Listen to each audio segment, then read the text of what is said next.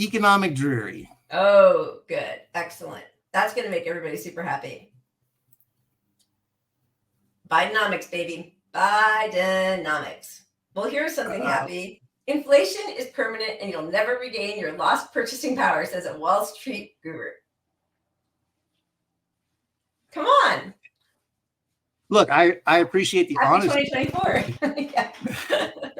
That is just incredibly honest, but that's really the truth. Because I mean, look, if there isn't deflation, that's exactly what inflation literally means. Yeah, I mean, well, first of all, nobody's making enough money to buy a house. Housing prices have skyrocketed. There are no rules and regulations. So BlackRock is buying up all the homes and inflating the prices. And we have two corporate parties and neither one of them is going to fight to get us more money. And the crazy thing is, this happens every time. If I ever post anything about the minimum wage and people are like, but who even makes minimum wage? I make $12 an hour. I make 15.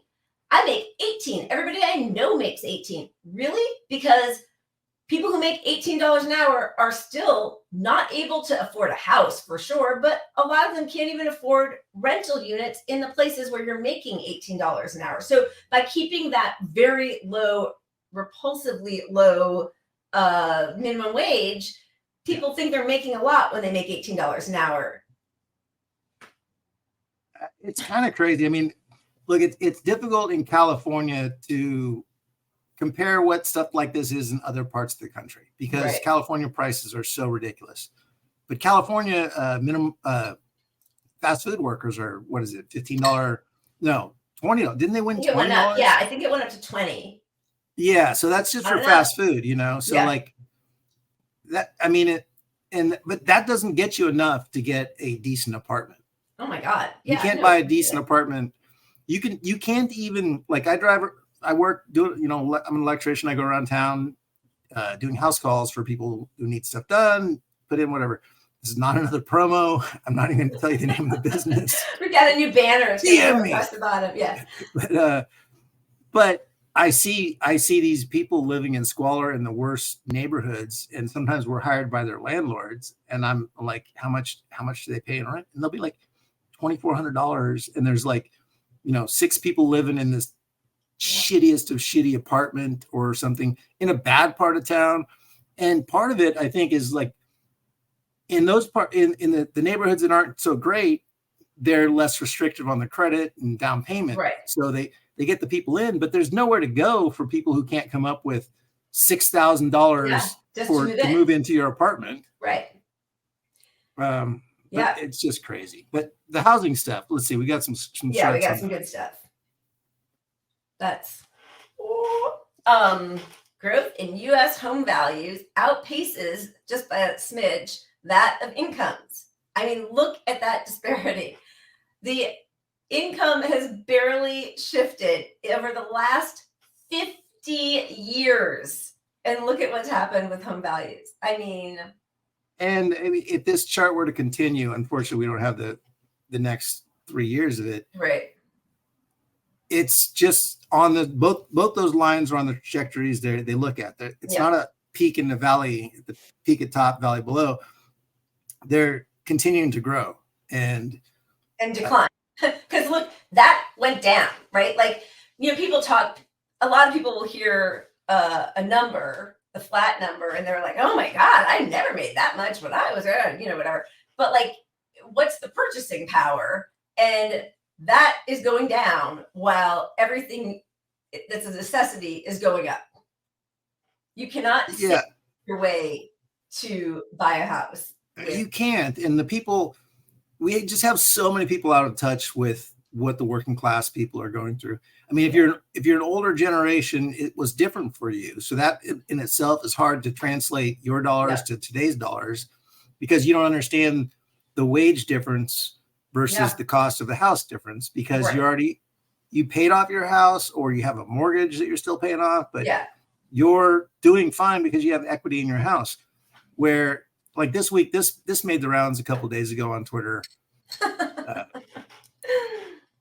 Kids today wonder how our parents were able to survive with one paycheck. This is exactly how it's done. See the size of this house? This was normal when I was growing up. No 5-bedroom homes with 5 baths, living and buying within your means. Starter homes. Fucking okay. Asshole. Yeah. And of course, he's fact checked.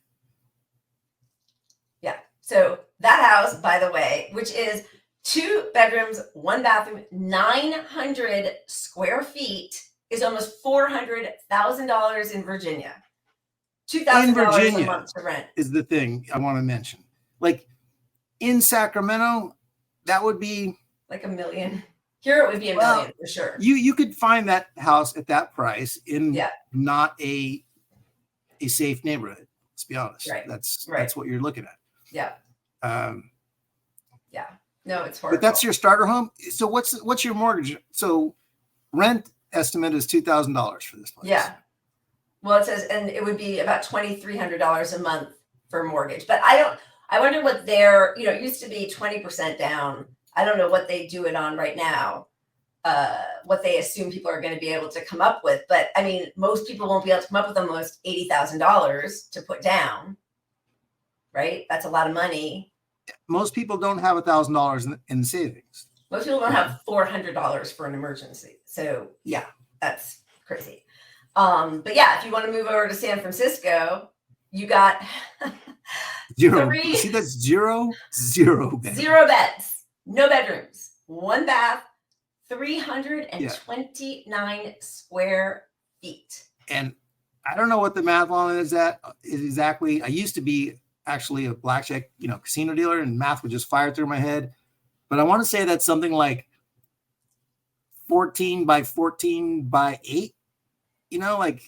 Like that's a teeny little box. Yeah. Well, I mean, it's under 20 by 20, right? Because that'd be 400 square feet. So somehow you look at 20 feet or 10, it has to add up to, even 329.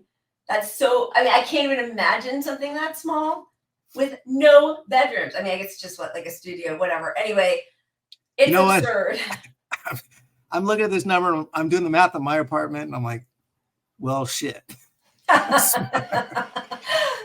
much did you we did this intro and literally I grabbed a coffee while we're like 2 feet away from that and grabbed my coffee. So you walked all the way to the west wing of your palatial estate. I call that the west. This is my office / corner / window to the outside is right here.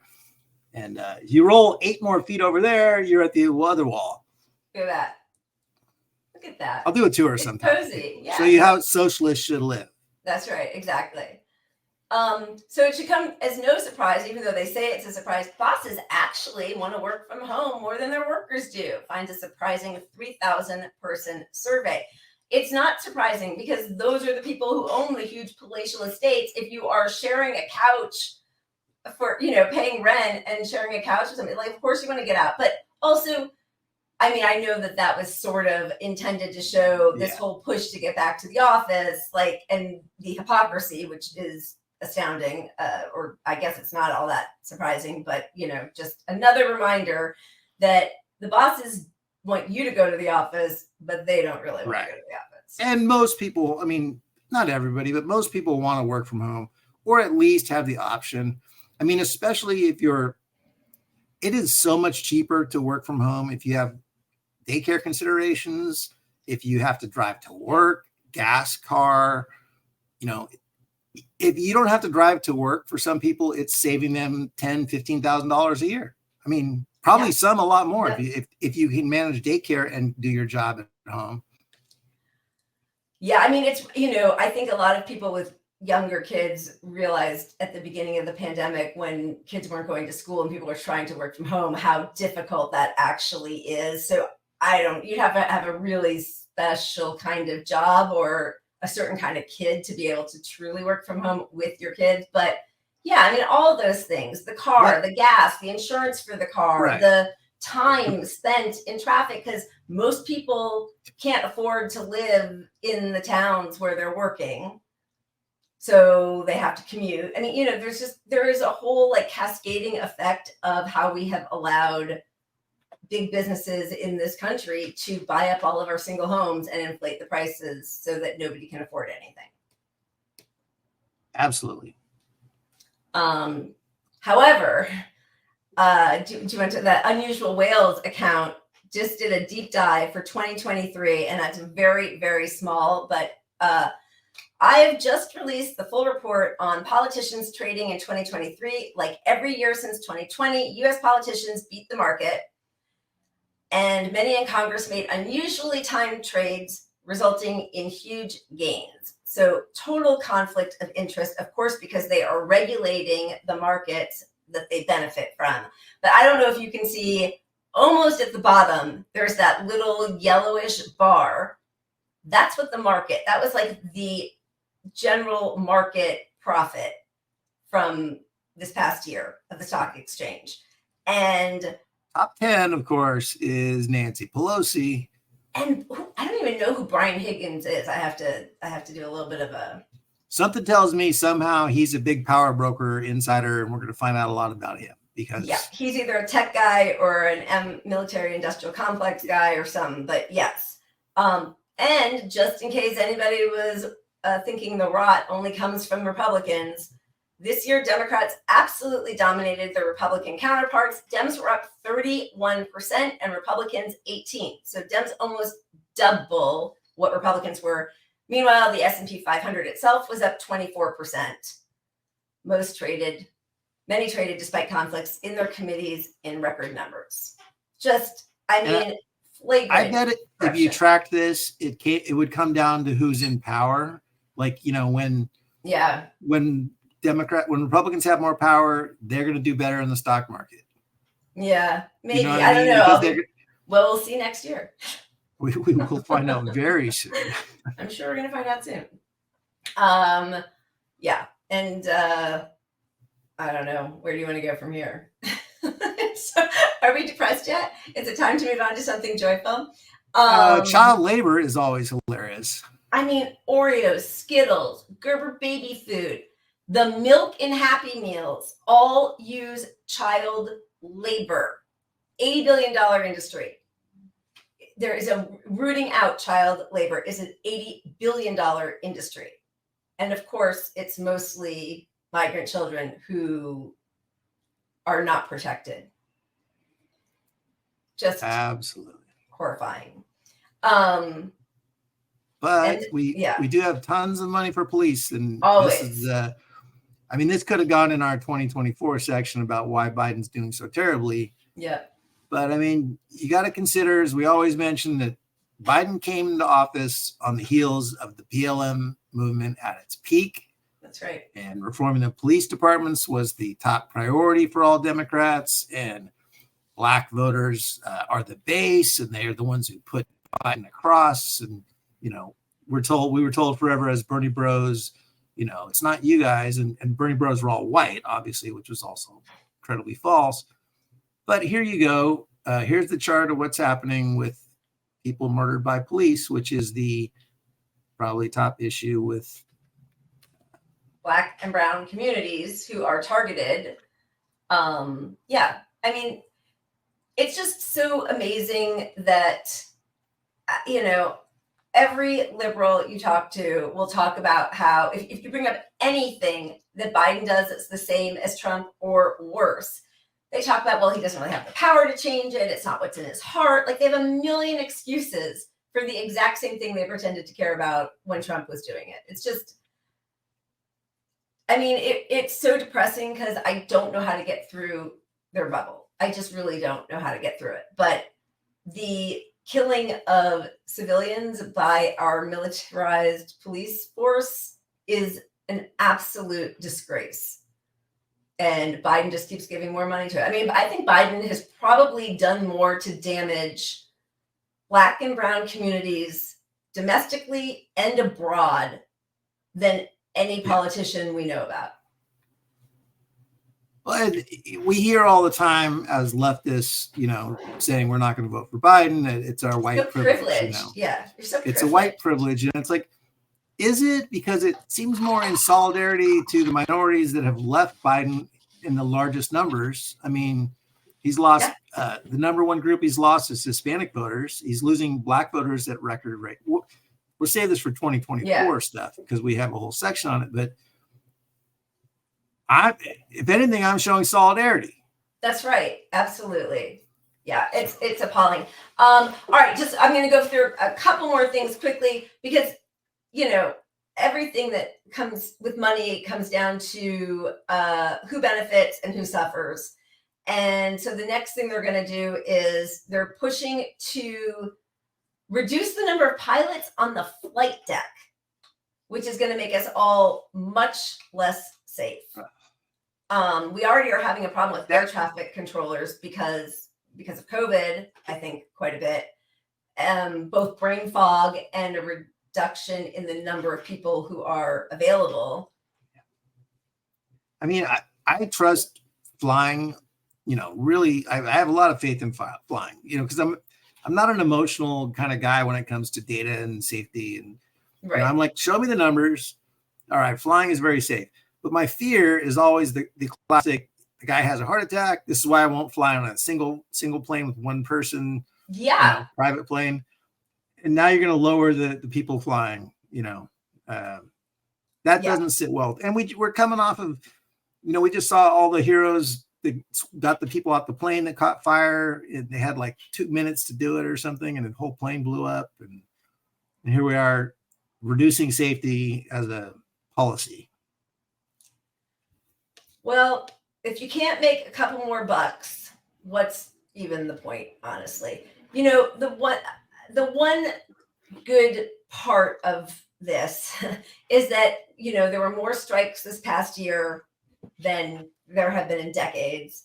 And I think people are really understanding that electoral politics is not going to change anything, but working class power, withholding labor, solidarity across all unions internationally.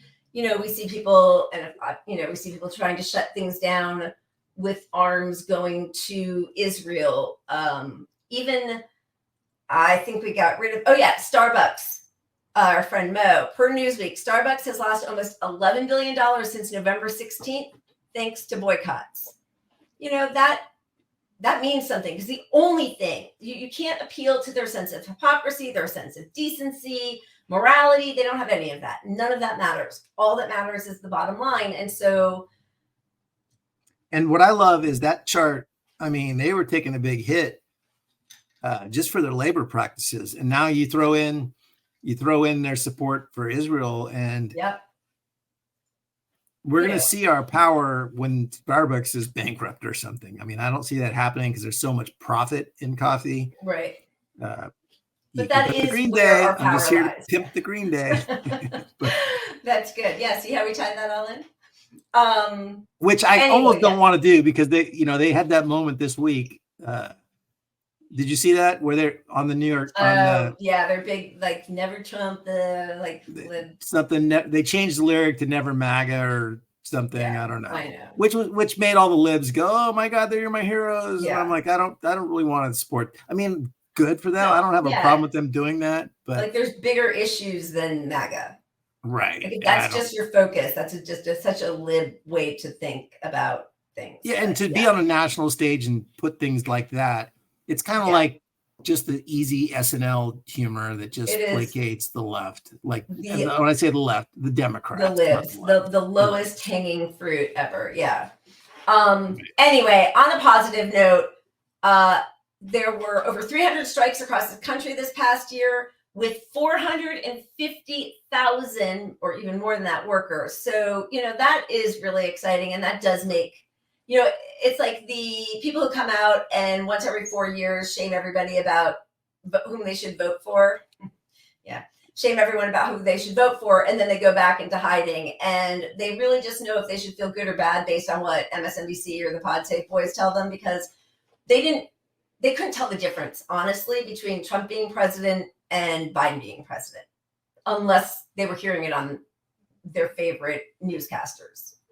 Because if people were talking about the actual policies, it's worse now. It's worse. Yeah. I mean, you bring up the border wall, you bring up police brutality and crime, funding cop cities. Yeah. You bring up environmental law. I mean, any single thing. The Kids borders in cages. It's in cages, the deportations without due process. it comes down to tweets. Well, he just made people feel like they could be racist.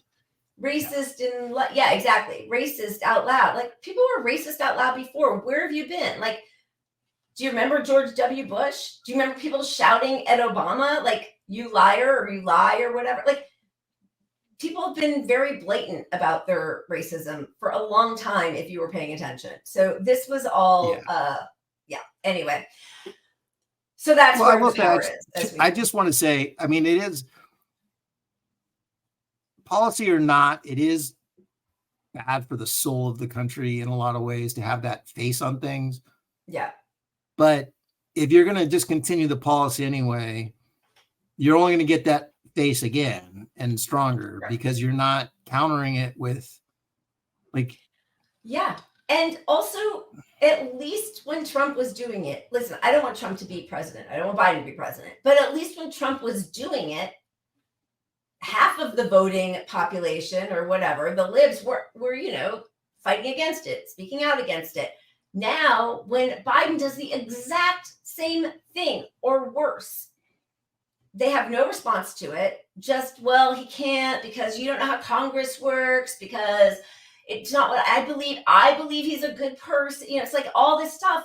And none of that matters to the people who are actually being affected by the policies. And I think it's just so illustrative that for the people, for the libs who are so outraged by Trump, when you bring up policies, they have no idea.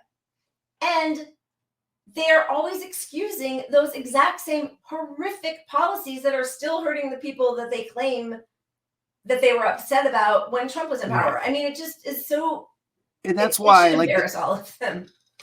Well, if you say anything about Palestine now, even your Dem friends that agree with you that it's atrocious and followed all the stuff on it, they just fall back on, well, Trump would do the same thing. It might be worse under Trump, and you might be right, but that's why that's not tenable. That's not. You shouldn't. It shouldn't be something anyone votes for. You shouldn't vote for it. Period. Exactly. But I mean, under Trump, as an example with COVID, we were able to pressure and get money and blah blah blah and shame. There was a death toll ticker. And now we're just looking at shit. We're just literally tracking the shit, the wastewater. That's all we have left is the actual shit. Somebody has a job. Lots of people have jobs studying that because we don't have any other metrics being kept. And but do you think Trump wanted to give us checks? No, it was because there was public pressure on it, because the media also pressured him. And so if the media also pressured Biden on any of these issues, we'd have some hope on getting something our way, but they won't. And that's why it's like, it is really a coin flip on who would actually be better for the country. When you think long-term, it's easier to say, I don't know, long-term, sure, you lose the courts to the right, but essentially on the left, other than the social issues, I mean, I don't want to call gay marriage. Anyway. No, but that is like. I don't want to demean those issues themselves, but economically, those are the same regardless, because you will never get the Supreme Court if you don't believe in neoliberalism. Period. Right. Exactly. But anyway, that's the long term. The long term argument is, well, what happens if we never push back on this stuff? What happens if we never say it's okay? The Democratic Party has to be something else, or if we just are always scared into voting for the fucking 98% Hitler. Yeah, exactly. Where do we go? We just keep getting to Trump and worse.